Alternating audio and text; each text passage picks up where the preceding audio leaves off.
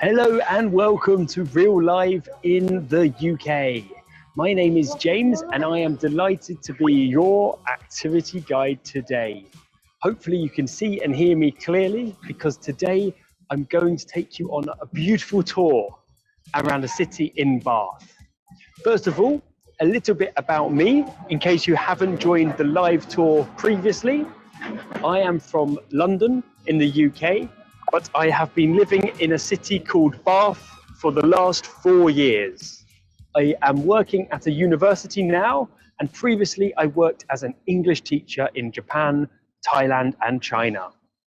So, enough about me. Now I want to give you an overview of the class today. So today we're going to start with a city walk, and I am going to take you to some of the grandest streets in the UK. We are going to start with looking at the circus, then I'm going to take you on the city walk to the Royal Crescent, and finally Royal Victoria Park.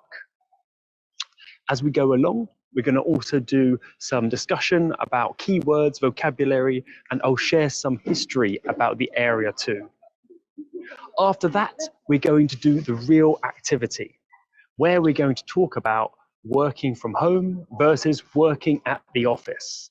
And I would love to hear from you about which you prefer, and I will share my feelings too. So, we've got lots to cover today, and I've got lots to show you. So before we begin, let me ask you that question that I always like to start with. Are you willing to stick till the end of the class today? Tell me, absolutely, 100%, possibly, 70%, or perhaps 50%. Okay, I'm going to count down from 3 here, guys. 3, 2, 1. Answers in, please. Okay, it looks like most of you are possibly or definitely going to stick around, so let's do it. It's time, guys, for the city walk. Let's go. So we're going to start by showing you my view here on the circus. So the first street we're starting at today is the circus, and as you can see, it's all this kind of goldy Bath stone colour you might have been used to if you joined the other live tours we've done together. If you look at the view, you can see it's this circular shape. So if you look there, the street is quite unique in that it is an absolute circle. If we go around like this, I'll give you the full view as we walk. As you can see, it's a quite unique street. Hopefully you can see that quite clearly. And as we go along, I'll tell you some more fun facts about the circus. Some more fun facts about the circus. So to start with, it's a circular shape, like I said, and it's the exact same circumference as the Stonehenge. Do you guys know Stonehenge? Is that famous in Korea? Have you heard of Stonehenge before? Let me know if you have, because this is the exact same circumference as Stonehenge, which means the outer circle size, diameter, is exactly the same as Stonehenge, which is around 40 minutes from where we are now. This is because the person who built the circus was a stonemason, John Wood the Elder. John Wood the Elder is the same person who built most of the city of Bath. And as a stonemason, he was very into Stonehenge. And so he based the circumference of the circus on the exact diameter, on the exact size outline of Stonehenge. Now you might be thinking, it's a strange name for a street, the circus. It's an unusual name for a road. And the name actually comes from Latin. So, oh, you've heard of it, good. Some people have already heard of Stonehenge, that's good. That's a good start. Does anyone know what a circus is? Any guesses? So the name of the street comes from the circus, the word circus. If anyone know what a circus is? If not, don't worry, because actually, oh, Sorry. So there are different meanings for circus. Many of you might know the circus with the clown, which you might find elephants dancing and animals. But actually, the word circus comes from Latin. It comes from Latin, and the meaning is simply circle. So today you have learnt a new word, circus, which is a Latin word for circle. And that is why the street is exactly a circle in diameter. We look this way, exactly a circle.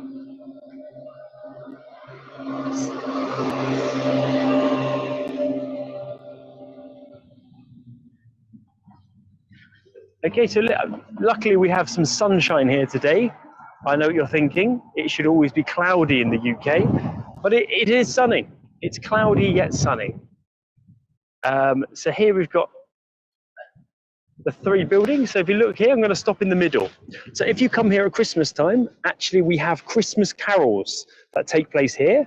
So we have a live band playing Christmas songs in the middle, and hundreds of people gather around and sing Christmas songs. As you can imagine, it's very atmospheric in the winter time at Christmas because of the kind of Christmassy vibe or atmosphere to this street. And as you can see, there's three buildings here, three blocks, shall we say. Here is one. Then if we turn this way, there is another. And then the final block is just over here in the far corner, which hopefully you can see, which makes up the third block or the third building of the circle. And so this means the circus is completely circular. I don't believe there's any street like this in the UK. It is very unique. And as I mentioned, the circumference is identical to Stonehenge. So if you ever come to Bath to visit, which I recommend you do, you can impress your friends with that fun statistic, or that fun fact, should I say. Because many people who live in Bath don't even know that. It's only for those who really know. So let's have a quick pause. So we've seen the circus here, and I want to now just double check your comprehension, just to make sure that you have been following closely. So I'm going to pop this down, and I'm going to ask you a quiz question, guys. So, considering its shape and design, what is the meaning of the circus? You've got three options here, gang. It's A, a triangle, B, a circle, or C, the earth.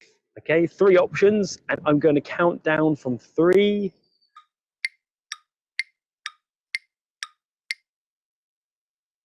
If you got it correct, guys, and I think you all did, just give us a thumbs up in the comments. Give us a big thumbs up if you got it correct, so we can give you that applause that you deserve too. It is a circle. So it is a circle. So the shape and design of the circus is a circle. Peace out, man. Peace. Love it. Perfect. We've got thumbs up, peace and thumbs up. Nice. That's it, guys. Well done. So what we'll do now, we'll continue on this journey. We're going to head down this way now to one of the other most famous streets in the UK, certainly in the city of Bath, called the Royal Crescent. So I'm going to show you another street you might recognise if you are familiar with any English period dramas. Many of them have been filmed on this street. And I'm liking the emoji choices here, guys. We've got a clown, we've got a winky face. If you guys have any questions at all that you would like to ask me as we go, please do let me know, because yeah, that's what I'm here for. I'm here to show you the UK, but also if you have any questions, if there's anything you see you want to know more about, just ask me in the comments. Here we've got, by the way, you might notice that in Bath, in this city, because it's a bit of a posh city, the lampposts are a little bit posh too. If you look here, you can see the design is a bit fancier than usual. So often you'll see this style a bit fancier than the normal lamp posts you get in the UK. So you wouldn't see this style of lamppost in most cities. It's quite unique actually in its style, because Bath is a posh city, which means slightly elegant and expensive. Right guys, let's keep it going.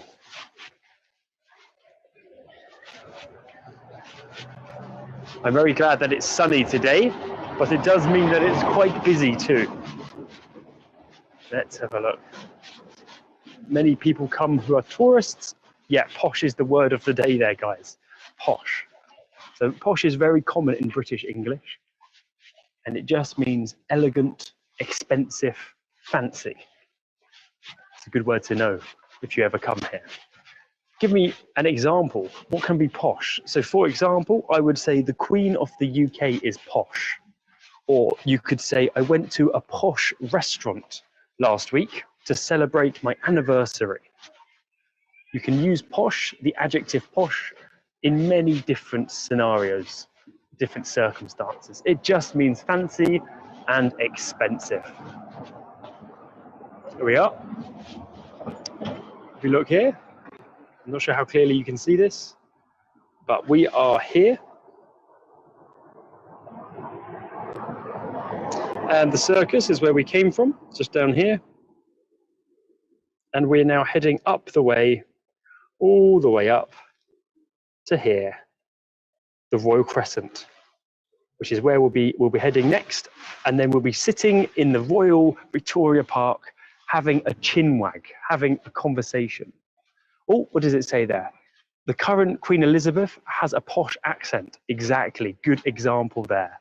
Queen Elizabeth II, who is the current Queen of the UK, has a very posh English accent.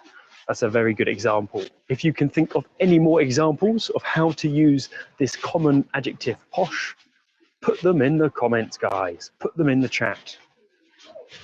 I'm trying to stay out of the sunshine because I burn very easily. I get sunburnt and go red, which is never very good for my skin. So I am very English. I have to stay out of the sun as much as possible. Okay, here we go, guys. We're coming up now to the Royal Crescent.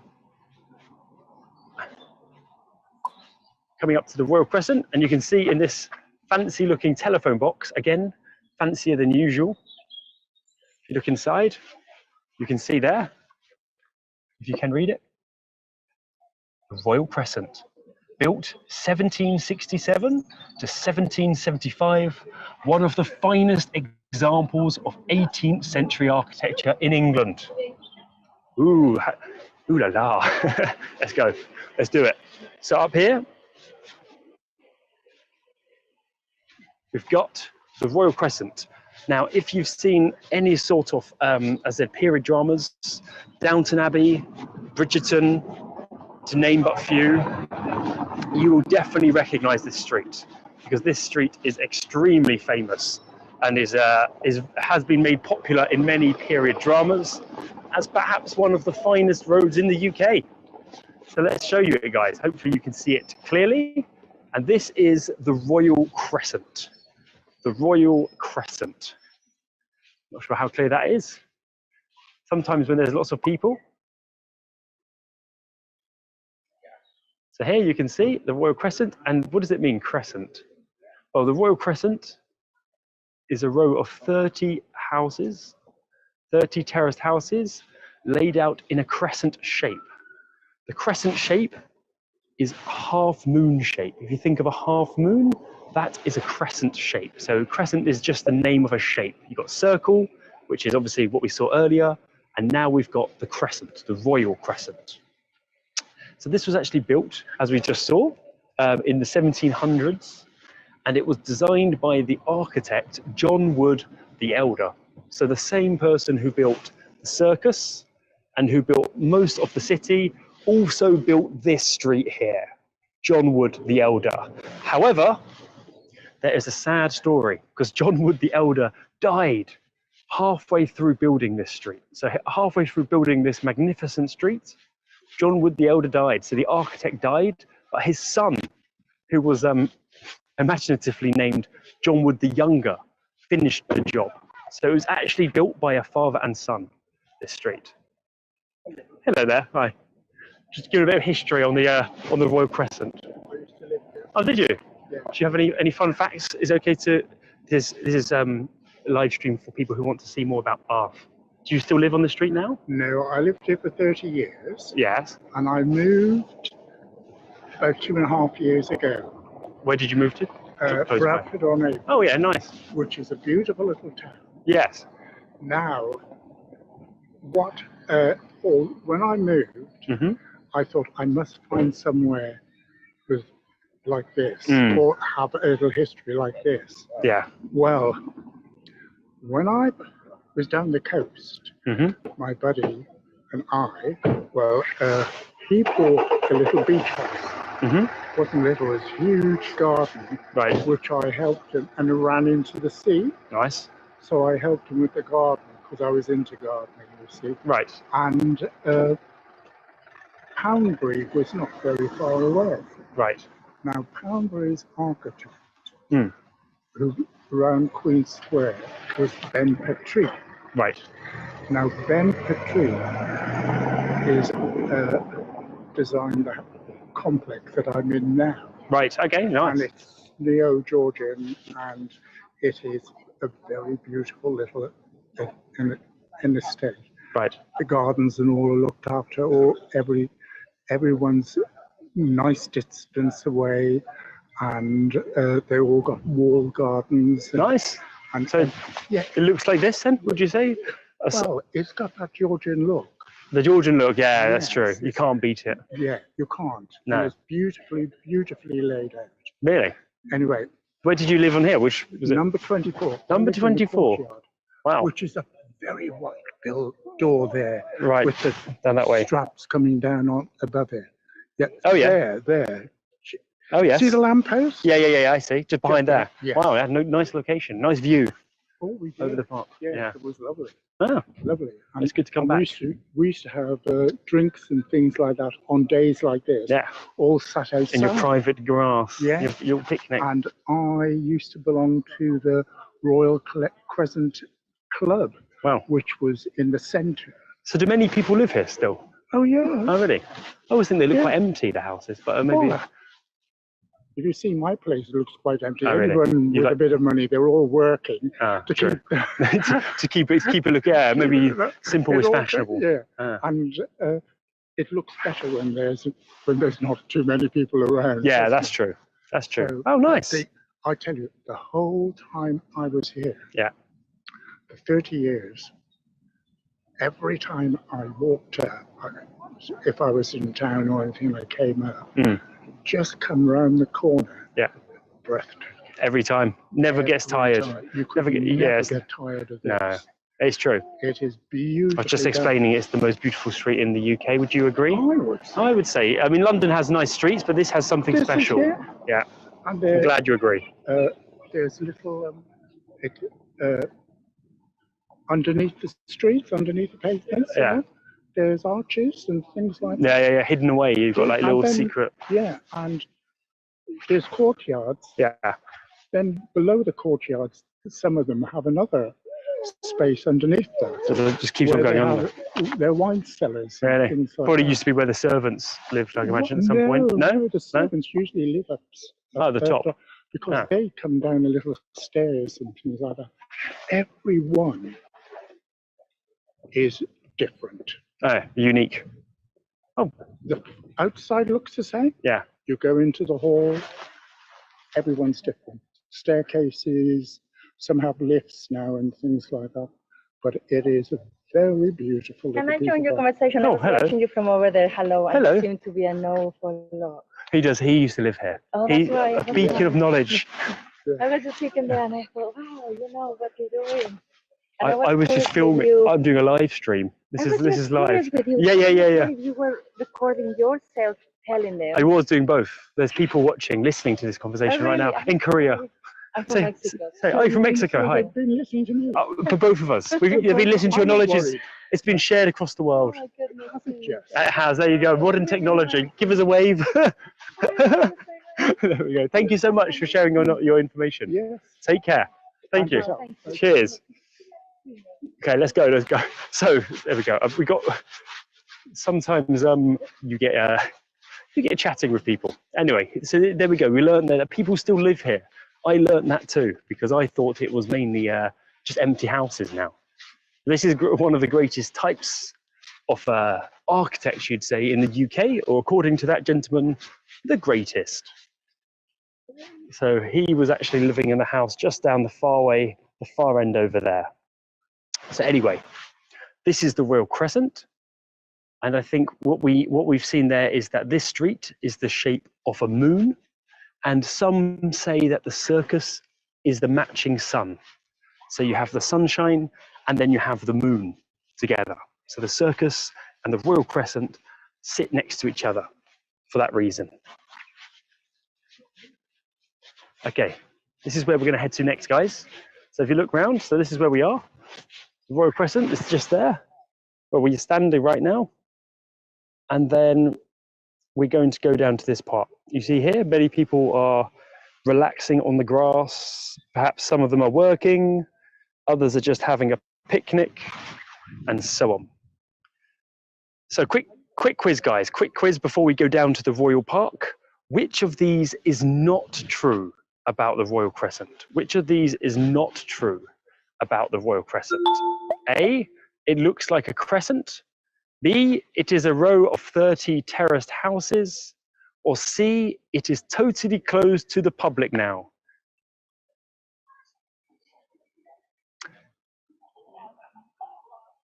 Let's have a look. What have you gone for? 3, 2, 1. The answer was, in fact, it was a difficult one because I think I mentioned it very briefly. But the answer was actually C, it is totally closed to the public now. So it does look like a crescent. And it is a row of 30 houses. But as we learnt, it is open to the public. And the gentleman we just spoke to actually lived here until very recently. So, and he was saying how it's open to the public. There's a hotel and there's actually an afternoon tea room here. And also it is a place where people live. The general public can buy flats here. Maybe you can buy a flat here too. It's probably quite expensive though. Anyway, guys, we're now heading towards the final destination, which, as I said, is down to the park just opposite the Royal Crescent. So we're going to head this way now. So we're now heading down to the park, Royal Victoria Park. And it's pretty busy. When it's a sunny day like today, you will find many people coming to the park to enjoy the grass and the beautiful view. So this park was actually opened around 200 years ago in 1830 by 11-year-old Princess Victoria. So at the time, this is the Queen Victoria's great-grandmother. She came here as an 11-year-old child. So it was actually opened by the future Queen. And so that's why it carries her name, Royal Victoria Park. In the UK, you'll find there are a number of parks that have royal in the name or that are owned by the royal family. Much of the UK is actually still owned by the Queen or the Queen's family today.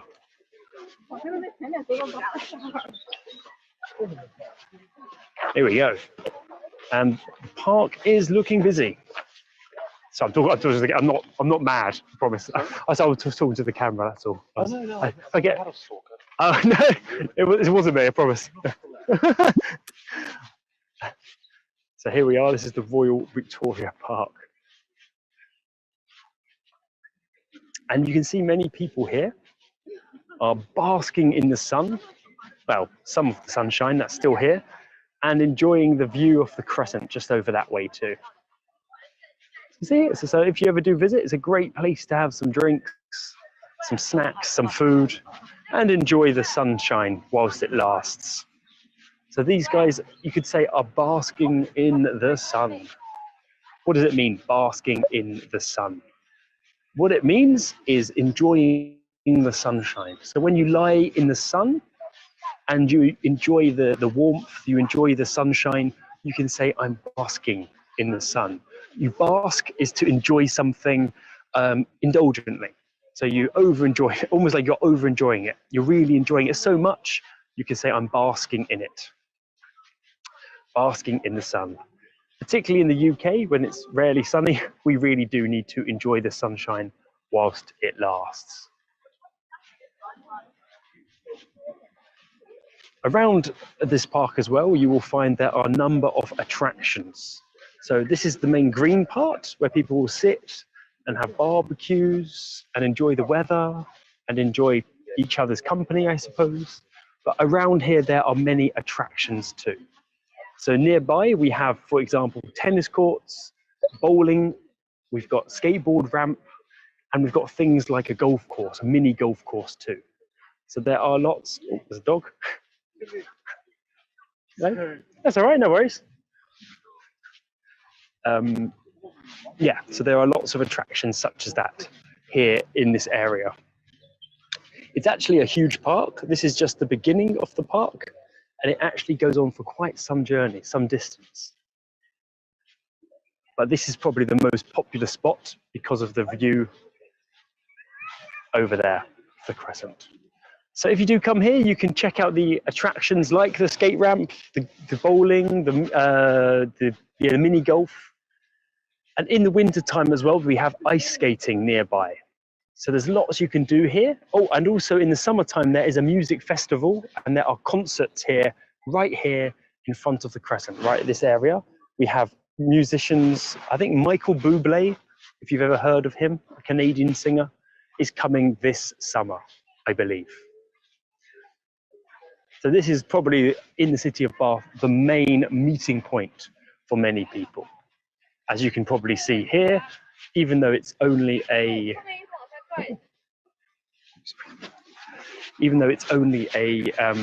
Wednesday afternoon, it's already quite busy.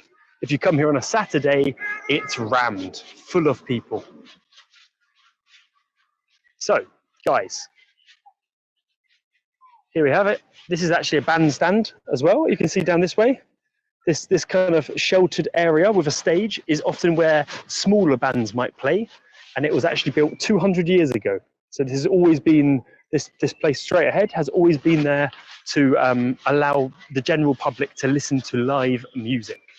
It's called a bandstand in English, a bandstand. Okay, guys.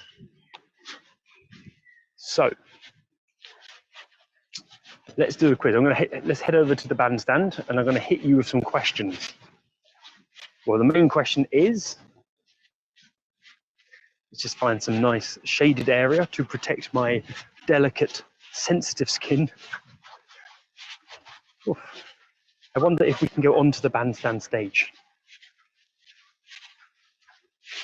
I'm not sure. I think you cannot.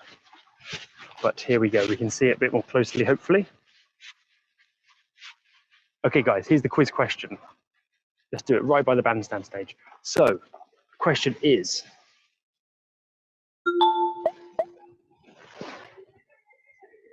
I think,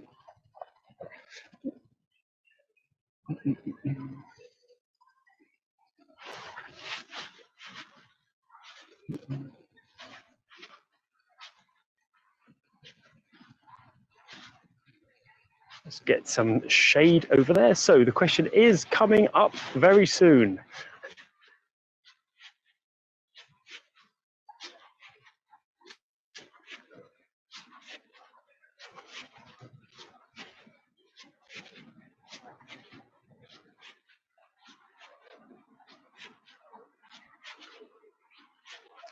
Whew. It's a hot day today. Right, we're in some shade. And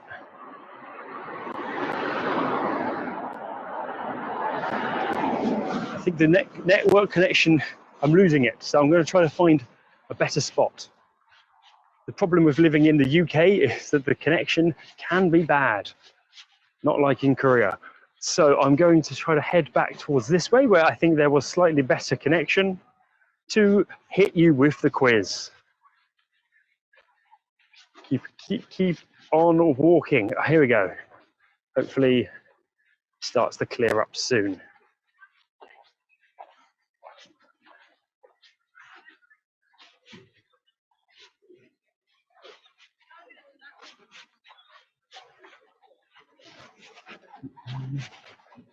Whew.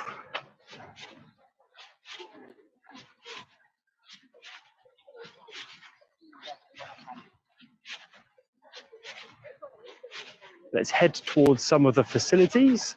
And whilst I'm trying to get some connection, I can also show you the different things you can do in the city. So like I mentioned, in the area, sorry.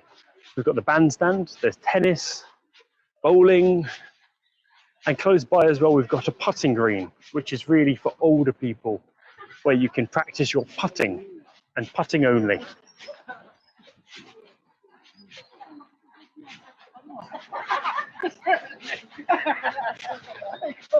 People having a laugh.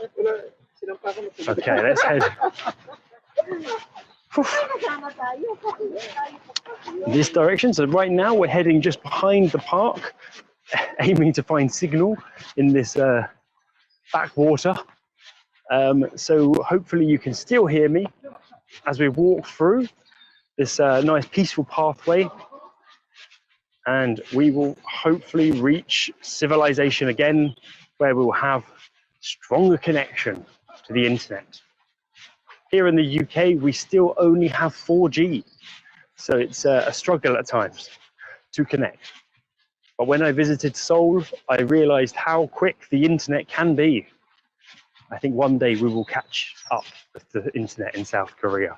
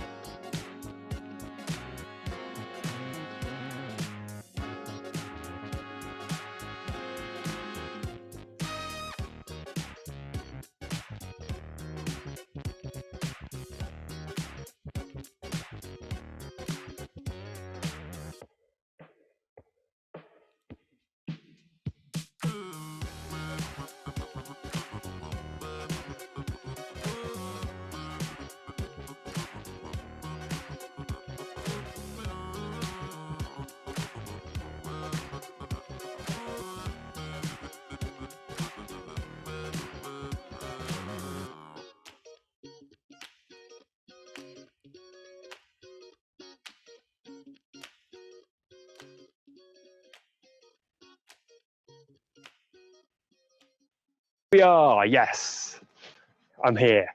Hopefully you have not left or fallen asleep. Back to the quiz, guys. The quiz question, which I have been building suspense for during the technical issues, was choose the one of that is not true about Royal Victoria Park. A, it has many attractions, such as a skateboard. B, it is in front of the Royal Crescent. And C, the park is owned by John Wood, the architect we have spoken about today, who designed the Royal Crescent and more.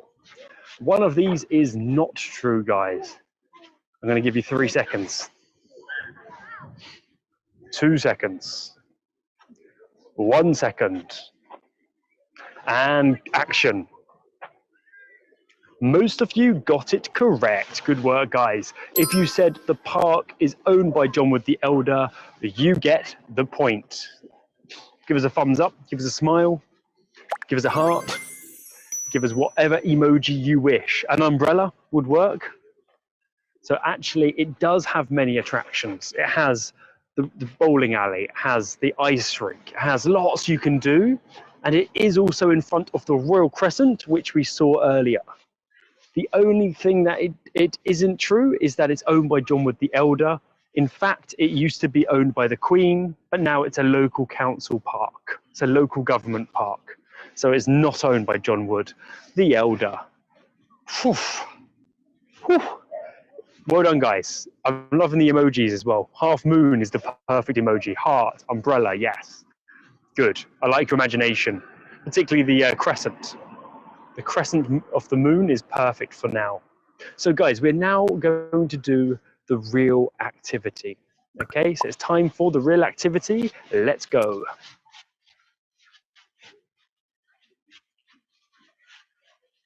So in today's activity, I want us to talk about working from home. Working from home and the benefits, the pros and cons of working from home versus working in an office. Okay, so I'd love to hear from you guys, as well as I'll share my own opinions on this. So first of all, WFH, which means working from home, we often nowadays use, particularly since COVID. I'm not sure about you guys, but in the UK, since 2020, many people have been working from home. So many people have been WFHing, you could say in slang terms, as an initialism. So are you guys WFH or are you working in the office? Give me an example in the comments, guys. Oh, give me an example in the comments. Have you been working from home, WFH, or in the office? I'd love to know in the comments what's the truth for you. Or maybe WFH, really, working from home. SMB's been working from home. I have been working from home due to COVID. Yeah, me too. I prefer, my husband usually works from home and I'd love to because we are still newlyweds. Congratulations, Al Steele. Congratulations to you. Hopefully you can work from home too and spend precious moments together. But you can always spend time in the evenings, if not. That's lovely. I prefer working from home. Well, recently in the UK as well, people have started to adopt like a hybrid working style. So recently in the UK, many companies are allowing a hybrid working style. So hybrid is a mixture of working from home and working in the office. So it's a mixture of both. So these days it's very popular to perhaps go into the office 2 days a week and work from home 3 days a week. Is this something you guys are familiar with? Is it something you guys do? Perhaps you have a hybrid working style. Hybrid, which means a mixture of 2 things or more. Hybrid. So I would say, for example, my company is about to start a hybrid working style. My company is about to start a hybrid working style. So from next week, actually, I have to go to the office 2 days a week. And since lockdown, I have been going in no days a week. I have been completely working from home and loving it. But now I'm going to have to go into the office 2 days a week. So we would call this a hybrid working style or hybrid working system. Dream, you too. You go. Do you have to go into the office 2 days a week, 3 days a week? What's the norm? Yep, I am having a hybrid style now. My company allows people to work from home 3 days a week. Okay, same as my company. 3 days in, no, 2 days in, and then 3 days working from home. That's a nice balance, actually. That's probably as good as we can expect. So do you guys, it would be good to know later whether you actually prefer working from home. Sometimes I feel like when I'm working from home, you work like a dog. You work like a dog. So when you're working from home, do you feel like you're working more than usual or less? So if you work like a dog, it means you work very hard. So you might find that actually, although you're at home, because there's no distractions, because you're having to, you know, only focus on your emails, on your work, you actually work harder and you work for longer too. So let me know, you guys, whether you do the same, whether you find you're actually working harder, you're working like a dog, or when you work from home, it's actually more relaxed. I don't know. I think one thing I have found is that when I'm working from home, I do work harder, but also that I have more screen time. I'm more relaxed. Love it. SMB. Do you? I don't know. I feel like because your office is in your house, your work is always waiting for you. But maybe I'm just thinking too deeply about it. But definitely I feel like I have seen an increase in screen time. So screen time is where you look at the screen for too long. So screen time is what you call it when, what you call it when you're looking at the screen for too long. So screen time. So you see, when you work from home, maybe there is an increase in screen time. It's all happening.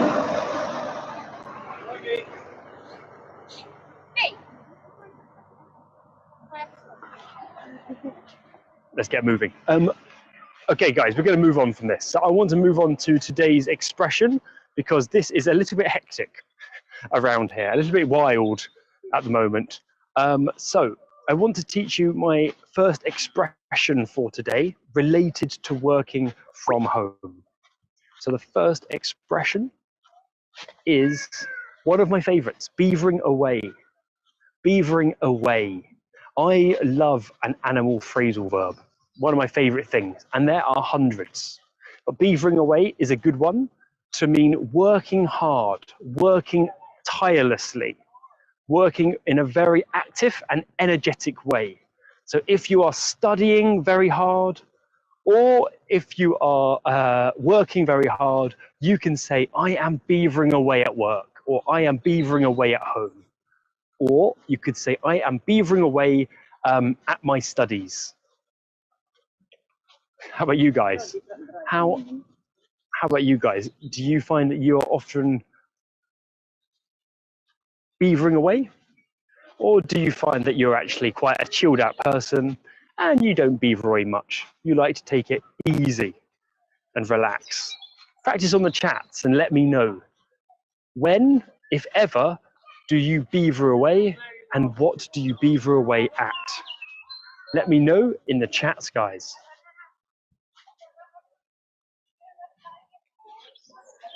I'm really trying to beaver away at your English class. Love it. Good job. Good job. I beaver away at home too. Nice. What are you beavering away at home with? Are you beavering away at home at? Is it at your studies, at your English studies, or is it at work?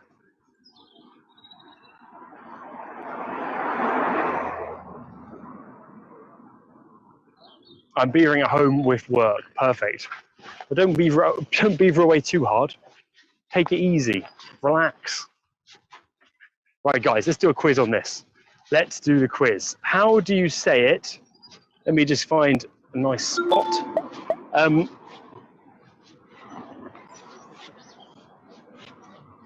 How can you say when Susan works very actively and in an energetic way? What would you say? Would you say A, wow, she's beavering away at her work? Or would you say B, wow, she is basking in the sun? 3, 2, 1. Almost all of you got that correct. The correct answer was definitely A. You could say, wow, she is beavering away at work. And if any of you don't know what a beaver is, I would encourage you to go and Google beaver. There's lots of wild beavers in the UK. Anyway, enough about beavering. Next one, today's expression is cabin fever. Cabin fever. And sometimes when you are working from home, perhaps, when you stay inside for too long, you get cabin fever. I get cabin fever from working from home, or I get cabin fever when working from home.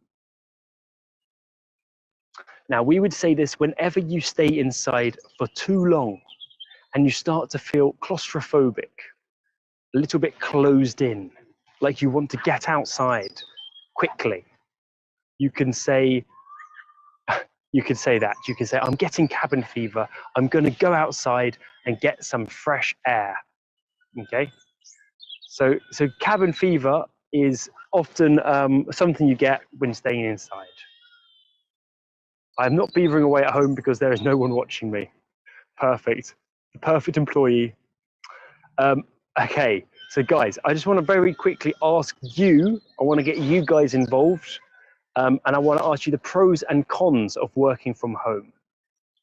So I would say getting cabin fever is one of the cons for working from home.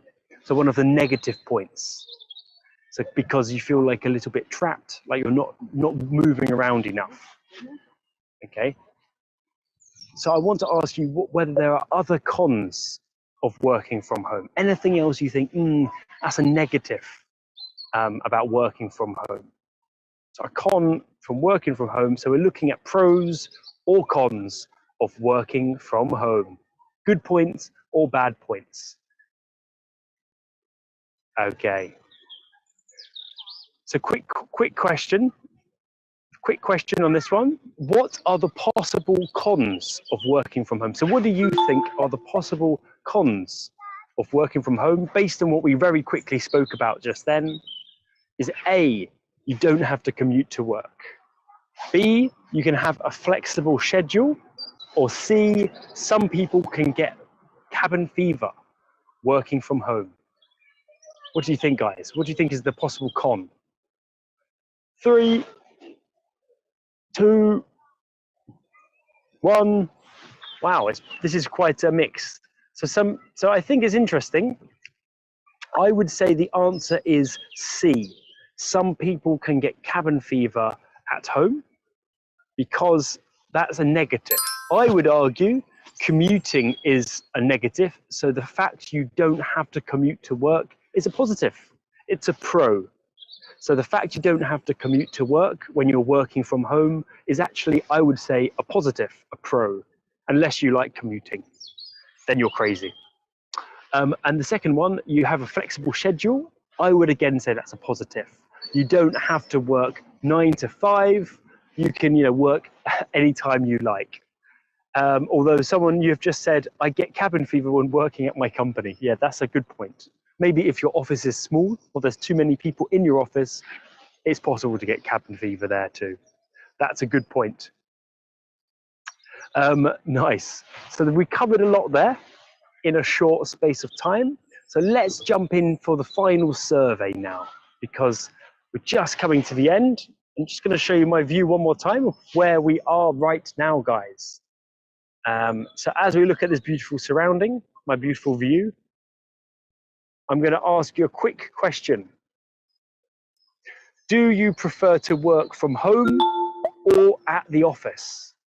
Do you prefer to work from home or at the office?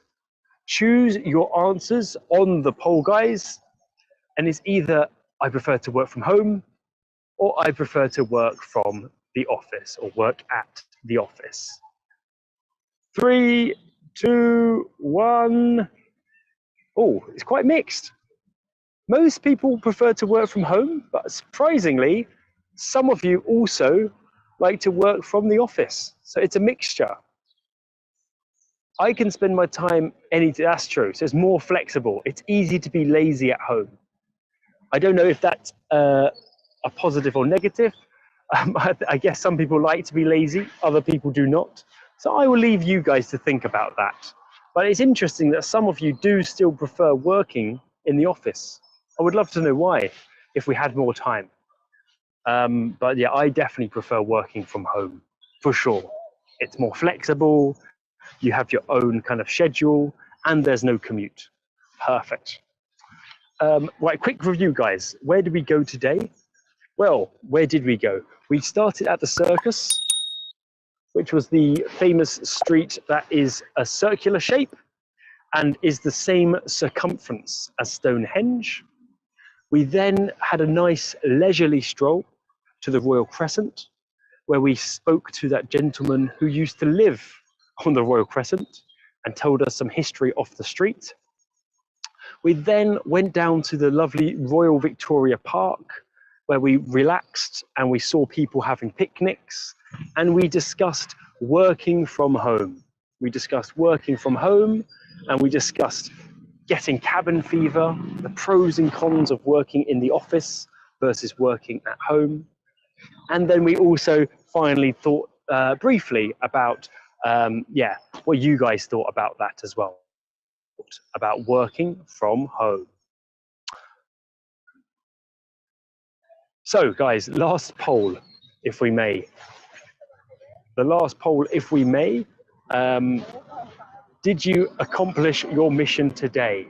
Let us know now. Get your votes in, guys. Get your votes in.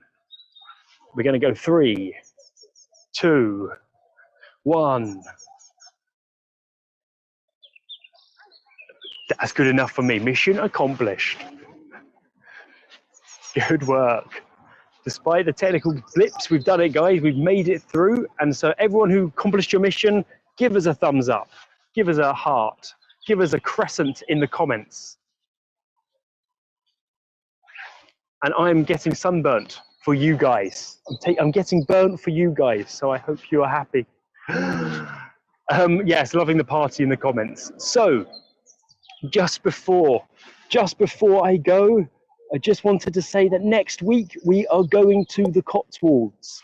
We're going to a village called South Stoke, where we are going to enjoy the beautiful scenery. I'm going to introduce you to traditional, classic British countryside, and we're going to have some fun. So I will see you there. Until then, goodbye and have a lovely week.